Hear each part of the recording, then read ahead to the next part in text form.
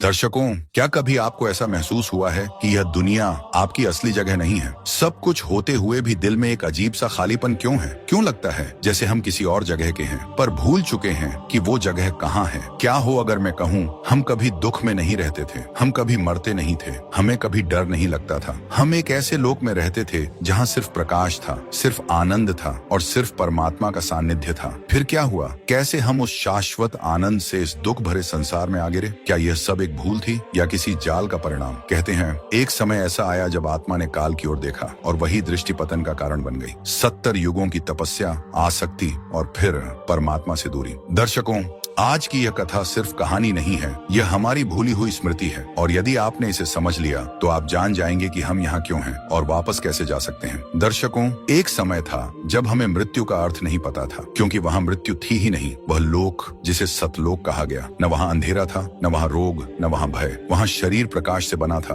न रक्त, न मांस, न भूख, न प्यास, बस हल्कापन, बस आनंद, बस परम शांति। आत्मा वहाँ किसी बंधन में नहीं थी, न जन्म लेना पड़ता, न कर्मों का बोझ था। हर आत्मा अपने मूल स्वामी परमात्मा के सानिध्य में रहती थी। वहाँ समय भी वैसा नहीं था जैसा यहाँ है, न दिन का इंतजार, न रात का डर, सब कुछ पूर्ण था। दर्शकों, वहाँ प्रेम स्वाभाविक था, कोई स्वार्थ नहीं, कोई ईर्ष्या नहीं। आत्माएं एक दूसरे को अलग नहीं मानती थी, क्योंकि सब एक ही स्रोत से थी। और परमात्मा उनका तेज ऐसा कि जिसे शब्दों में बांधना संभव नहीं, पर वह तेज डराता नहीं था, वह अपनेपन से भर देता था। हम वहाँ थे। हाँ दर्शकों, हम, आप, मैं, हम सब, क्योंकि आत्मा शाश्वत है और उसका मूल घर वही है। लेकिन फिर एक दिन एक विचार उठा, जिज्ञासा। दूर कहीं एक नई रचना का संकेत हुआ, एक ऐसा क्षेत्र जहाँ अनुभव अलग था, जहाँ स्वतंत्रता थी, पर उसके साथ परीक्षा भी। यह क्षेत्र था काल का। काल जो स्वयं भी परम सत्ता नहीं, पर एक शक्ति जिसे रचना का सीमित अधिकार मिला था। उसने 21 ब्रह्मांडों की संरचना की, ग्रह, नक्षत्र, लोक, देह, सब कुछ एक नियम के साथ। लेकिन वहाँ एक चीज नहीं थी, माया। माया जो आकर्षित करती है, जो अनुभव देती है, पर जो बांध भी लेती है। दर्शकों, शुरू में आत्माएं उस ओर केवल देखती थी, जैसे कोई बच्चा दूर चमकती चीज को देखे। कोई खिंचाव नहीं था, बस जिज्ञासा थी। फिर काल ने तप का मार्ग दिखाया। यदि तुम यहाँ का अनुभव करना चाहो तो ध्यान दो, तप करो, आसक्ति पैदा करो। कहा जाता है बहुत लंबा कालखंड बीता, 70 युगों की तपस्या। ध्यान उस ओर मुड़ता गया। ध्यान जहाँ जाता है, चेतना वहीं बनती है। धीरे धीरे आत्माओं का आकर्षण काल की रचना की ओर बढ़ा, जैसे कोई नदी अपनी धारा मोड़ ले। परमात्मा ने रोका नहीं, क्योंकि प्रेम में बंधन नहीं होता। स्वतंत्रता दी गई थी और आत्मा ने चुनाव किया। दर्शकों, यही वह क्षण था जब पतन की प्रक्रिया शुरू हुई। कोई अचानक गिरावट नहीं, बस ध्यान का परिवर्तन। ध्यान बदला, चेतना बदली, स्थिति बदली, और फिर आत्माएं काल के क्षेत्र में प्रवेश करने लगी। पहले अनुभव के रूप में, फिर स्थायी रूप से। यहाँ आकर उन्हें देह मिली जो तत्वों से बनी थी। भूख का अनुभव, प्यास का अनुभव, सुख और दुख का अनुभव। पहले यह सब नया था, रोमांचक था, जैसे किसी ने खेल शुरू किया हो। पर खेल के नियम सख्त थे। कर्म का नियम, जो किया जाएगा वही लौटेगा। आत्मा जो कभी मुक्त थी, अब कर्मों से बंधने लगी। और माया वह सबसे बड़ा जाल थी, जो दिखती सब कुछ देती है, पर भीतर से खाली कर देती है। दर्शकों, धीरे धीरे सतलोक की स्मृति धुंधली पड़ने लगी, जैसे कोई सपना सुबह होते ही भूल जाता है। आत्मा जो कभी परम आनंद में थी, अब शरीर को ही स्वयं मानने लगी, और यहीं से भूल पूरी हुई। परमात्मा दूर नहीं हुए थे, पर ध्यान हट गया था, और जहाँ ध्यान नहीं, वहाँ अनुभव नहीं। काल लोक में जन्म और मृत्यु का चक्र शुरू हुआ, आना जाना, उठान पतन, पुण्य पाप। आत्मा ने सोचा यही जीवन है, यही सत्य है, पर भीतर कहीं एक हल्की सी कसक रही, जैसे कुछ छूट गया हो, जैसे कोई घर पीछे रह गया हो। दर्शकों, क्या आपने कभी वह कसक महसूस की है, जब सब कुछ होते हुए भी कुछ अधूरा लगे? वह अधूरापन सतलोक की स्मृति है। हम भूल गए, पर पूरी तरह नहीं, क्योंकि आत्मा के मूल में वह प्रकाश अब भी है। और यही कारण है कि इस संसार का कोई सुख स्थायी नहीं लगता, क्योंकि वह हमारे मूल का नहीं। लेकिन प्रश्न यह है, यदि हम चुनाव से आए तो क्या वापसी भी संभव है? क्या काल के इस जाल से फिर निकल सकते हैं? क्या 70 युगों की आसक्ति एक जीवन में टूट सकती है? दर्शकों, उत्तर है हाँ, पर कैसे और किस मार्ग से? दर्शकों, काल लोक में प्रवेश करने के बाद आत्मा ने पहली बार सीमित जीवन का अनुभव किया। यहाँ सब कुछ बदल चुका था। जहाँ पहले अनंत प्रकाश था, वहाँ अब दिन और रात का चक्र था। जहाँ पहले अमृता थी, वहाँ अब जन्म और मृत्यु का नियम था। आत्मा ने जब पहली बार शरीर धारण किया तो उसे लगा जैसे वह किसी नए खेल में आ गई हो। नया अनुभव, नई दुनिया, इंद्रियां, नई संवेदनाएं। भूख लगी, उसने भोजन किया। प्यास लगी, उसने पानी पिया। सुख मिला तो उसने उसे पकड़कर रखना चाहा। यहीं से शुरू हुआ बंधन, क्योंकि काल लोक का नियम सरल था, जो भी अनुभव चाहोगे उसका मूल्य भी चुकाना होगा। दर्शकों, आत्मा ने यहाँ सुख भी देखा और दुख भी, लेकिन धीरे धीरे वह भूलने लगी कि यह सब अस्थायी है। माया का प्रभाव इतना सूक्ष्म था कि आत्मा ने शरीर को ही अपना असली स्वरूप मान लिया, और यही काल का सबसे बड़ा जाल है। जब आत्मा खुद को शरीर समझने लगती है तो वह जन्म मरण के चक्र में फंस जाती है। यहाँ से शुरू हुआ कर्म का चक्र। एक जन्म में किया गया कर्म दूसरे जन्म में फल बनकर सामने आता, फिर वही फल नए कर्मों को जन्म देता, और इस तरह आत्मा धीरे धीरे 84 लाख योनियों के चक्र में घूमने लगी। कभी मनुष्य, कभी पशु, कभी पक्षी, कभी किसी और रूप में। दर्शकों, समय बीतता गया, युग बदलते गए, सभ्यताएं उठी और गिर गईं, पर आत्मा का चक्र चलता रहा। कभी उसने राजा का जीवन जिया, कभी भिखारी का, कभी उसने सम्मान पाया, कभी अपमान, लेकिन हर जन्म में एक छोटी सी अनुभूति रहती थी, जैसे कुछ खो गया हो। जब मनुष्य आकाश की ओर देखता तो उसे लगता जैसे कहीं कोई पुकार रहा है। जब कोई संत सत्य की बात करता तो भीतर हल्की सी हलचल होती। दर्शकों, ये हलचल क्या है? ये वही भूली हुई स्मृति है जो आत्मा अपने मूल घर से साथ लाई थी, सतलोक की स्मृति। लेकिन काल का जाल इतना मजबूत था कि अधिकतर आत्माएं उसे पहचान ही नहीं पाती। वे संसार के सुखों में उलझ जाती हैं, धन, पद, संबंध, इच्छाएं, और फिर जीवन बीत जाता है। लेकिन कभी कभी कुछ आत्माएं जाग जाती हैं। उन्हें लगता है यह संसार अंतिम सत्य नहीं हो सकता। वे प्रश्न पूछने लगती हैं, मैं कौन हूँ, मैं कहाँ से आया हूँ, और मृत्यु के बाद क्या होगा? दर्शकों, यही प्रश्न जागरण की शुरुआत है, क्योंकि जब आत्मा यह प्रश्न पूछती है तो वह काल के जाल को पहचानने लगती है, और तभी जीवन में एक नया अध्याय शुरू होता है। इतिहास में बार बार ऐसा हुआ है कि जब आत्माएं बहुत अधिक भटक गईं, तब परमात्मा ने मार्ग दिखाने के लिए संतों को भेजा। वे संत आत्माओं को याद दिलाते हैं, तुम इस संसार के नहीं हो, तुम्हारा घर कहीं और है। दर्शकों, यही वह क्षण होता है जब आत्मा को पहली बार वापसी का मार्ग दिखाई देता है। लेकिन यहाँ भी एक रहस्य है। सभी लोग संतों की बात नहीं समझ पाते, क्योंकि माया उन्हें बांधे रखती है। कुछ लोग सुनते हैं और भूल जाते हैं, कुछ सुनते हैं और हंसते हैं, लेकिन कुछ आत्माएं ऐसी होती हैं जो उस सत्य को पहचान लेती हैं, और वही पहचान उनकी यात्रा बदल देती है। क्योंकि जब आत्मा को अपने घर की दिशा मिल जाती है तो वह धीरे धीरे काल के बंधन से निकलने लगती है। दर्शकों, अब प्रश्न यह है, क्या सचमुच आत्मा इस चक्र से मुक्त हो सकती है? क्या सतलोक तक लौटना संभव है, या यह सिर्फ एक कल्पना है? दर्शकों, इस संसार में जो भी जन्म लेता है वह कभी न कभी यह प्रश्न जरूर पूछता है, मैं यहाँ क्यों हूँ? यही प्रश्न आत्मा की जागृति की शुरुआत है। जब आत्मा संसार के सुखों को देख लेती है, धन, पद, संबंध, प्रतिष्ठा सब अनुभव कर लेती है, तब धीरे धीरे उसे महसूस होने लगता है कि इन सब के बावजूद भीतर का खालीपन खत्म नहीं होता, क्योंकि आत्मा का स्वभाव अनंत आनंद है और यह संसार सीमित है। दर्शकों, यही कारण है कि इस संसार का कोई भी सुख स्थायी नहीं लगता। कुछ समय बाद वह भी साधारण हो जाता है। आत्मा तब तक संतुष्ट नहीं होती जब तक वह अपने मूल स्रोत से नहीं जुड़ती। लेकिन काल लोक में आत्मा इतनी उलझ जाती है कि उसे रास्ता दिखाई ही नहीं देता। माया उसे बाहरी चीजों में व्यस्त रखती है, कभी धन की दौड़ में, कभी संबंधों की उलझनों में, कभी इच्छाओं के पीछे, और इसी तरह जीवन समाप्त हो जाता है। दर्शकों, परमात्मा ने इस स्थिति को पहले ही समझ लिया था, इसलिए समय समय पर उन्होंने संतों को इस संसार में भेजा। संतों का काम होता है आत्माओं को उनके असली घर की याद दिलाना। वे बताते हैं कि यह संसार स्थायी नहीं है, ये सिर्फ एक पड़ाव है। मनुष्य जन्म इसलिए मिला है ताकि आत्मा इस चक्र से मुक्त होकर अपने मूल लोक में लौट सके। दर्शकों, मनुष्य जन्म इसलिए विशेष है क्योंकि यही वह अवस्था है जहाँ आत्मा निर्णय ले सकती है। पशु योनि में केवल भोग होता है, लेकिन मनुष्य योनि में चयन करने की स्वतंत्रता होती है। यही कारण है कि शास्त्रों में कहा गया है, मनुष्य जन्म दुर्लभ है। यदि इस अवसर में आत्मा सत्य को पहचान ले और सही मार्ग पर चल पड़े तो वह धीरे धीरे कर्मों के बंधन से मुक्त होने लगती है। दर्शकों,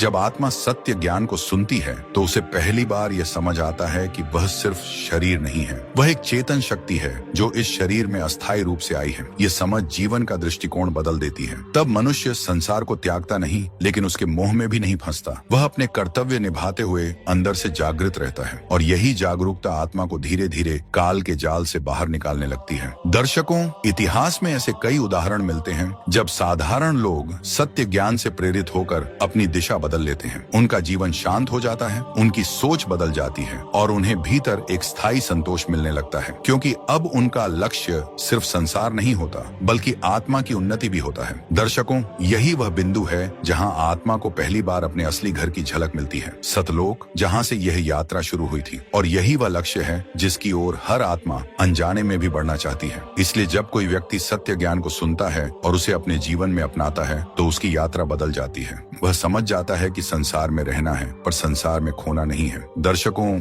इस कथा का सार यही है, हम यहाँ हमेशा के लिए नहीं आए हैं। ये संसार एक यात्रा का हिस्सा है और मनुष्य जीवन उस यात्रा का सबसे महत्वपूर्ण मोड़ है। यदि इस अवसर को समझ लिया तो आत्मा अपने मूल घर की ओर लौट सकती है और यदि इसे व्यर्थ गंवा दिया तो वही चक्र फिर चलता रहेगा, जन्म, मृत्यु और पुनर्जन्म। दर्शकों, इसलिए यह कथा सिर्फ कहानी नहीं है, ये एक स्मरण है कि हम कौन हैं, कहां से आए हैं और हमें कहां लौटना है। जब आत्मा अपने घर को याद कर लेती है तब उसकी यात्रा का नया अध्याय शुरू होता है और शायद यह स्मरण आपके जीवन में भी एक नई शुरुआत का कारण बन जाए। दर्शकों, इस संसार में हर इंसान के जीवन में एक ऐसा क्षण आता है जब वह अचानक रुककर सोचता है, क्या यही जीवन है? कभी यह प्रश्न दुख के समय आता है, कभी किसी प्रिय के बिछड़ने पर, कभी तब जब सब कुछ होते हुए भी दिल खाली लगता है। दर्शकों, यही वह क्षण है जब आत्मा भीतर से पुकारती है, क्योंकि वह जानती है ये संसार उसका अंतिम घर नहीं है। आपने देखा होगा, कभी कभी कोई व्यक्ति अचानक बदल जाता है। वह पहले केवल संसार की दौड़ में लगा रहता था,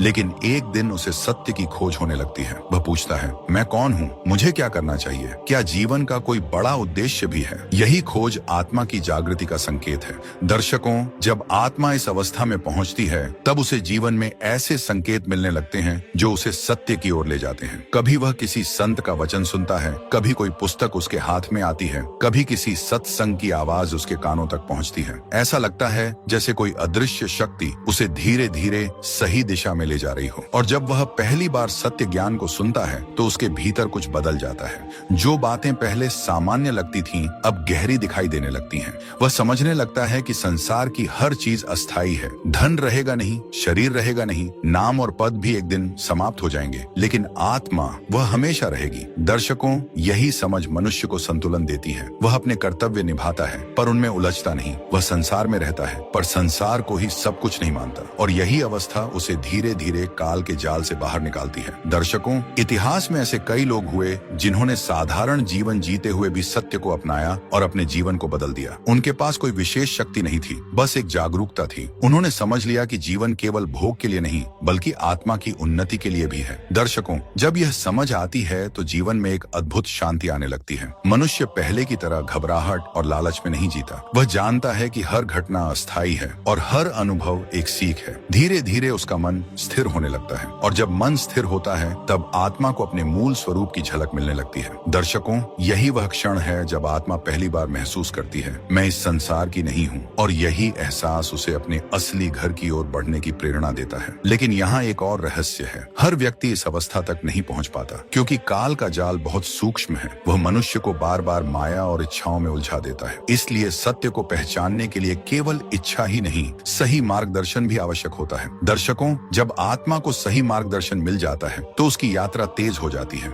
जैसे कोई यात्री घने जंगल में रास्ता भटक गया हो और अचानक उसे एक अनुभवी मार्गदर्शक मिल जाए। अब उसे दिशा मिल जाती है और यही दिशा आत्मा को धीरे धीरे अपने असली घर की ओर ले जाती है। दर्शकों, इस कथा की सबसे महत्वपूर्ण बात यही है, आत्मा कभी भी पूरी तरह खोती नहीं, वह बस भूल जाती है। और जब वह याद कर लेती है कि वह कौन है तब उसकी यात्रा बदल जाती है। लेकिन एक अंतिम प्रश्न अभी भी बाकी है, क्या हर आत्मा सतलोक लौट सकती है या फिर कुछ आत्माएं हमेशा के लिए इस संसार में भटकती रहती हैं? दर्शकों, जब आत्मा बहुत समय तक भटकती है तब उसके भीतर एक गहरी थकान पैदा होती है। संसार की दौड़, इच्छाओं की आग और कर्मों का बोझ। मनुष्य इन सब के बीच जीता रहता है, लेकिन एक समय ऐसा आता है जब उसे लगता है कि वह किसी अदृश्य चक्र में फंस गया है। वही इच्छाएं, वही संघर्ष, वही दुख और वही क्षणिक सुख। दर्शकों, इसी समय आत्मा के भीतर एक हल्की सी पुकार उठती है, जैसे कोई दूर से बुला रहा हो। कभी यह पुकार किसी संत के शब्दों के रूप में आती है, कभी किसी ग्रंथ की पंक्ति के रूप में और कभी किसी ऐसी घटना के रूप में जो मनुष्य को सोचने पर मजबूर कर दे। एक दिन ऐसा ही कुछ हुआ। एक साधारण व्यक्ति जो जीवन भर संसार की दौड़ में लगा रहा था, एक शाम अचानक एक सत्संग के पास से गुजरा। वहाँ कोई जोर जोर से बोल नहीं रहा था, कोई चमत्कार नहीं दिखाया जा रहा था, बस शांत स्वर में आत्मा और परमात्मा आत्मा की बात हो रही थी। वह व्यक्ति वहां कुछ देर के लिए बैठ गया और पहली बार उसे लगा